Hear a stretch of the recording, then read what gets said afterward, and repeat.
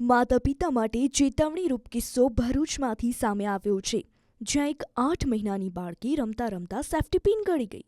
જી હા, આ શોકિંગ ઘટના બની ભરૂચના નડિયાદ ગામમાં, જ્યાં બાળકી સેફ્ટી પિન ગળી જતાં તે અન્નનળીમાં ફસાઈ ગઈ. ત્યારબાદ બાળકીને લોહીની ઉલટીઓ થવા લાગી.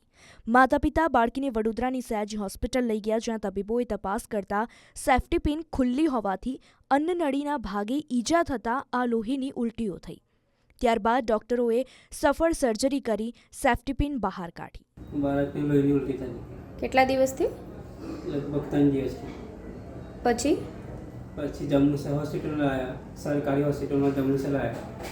પછી ત્યાંથી બરોડા મોકલ્યા એસએચજીમાં. પછી કંઈ એક્સરે કરાવ્યો.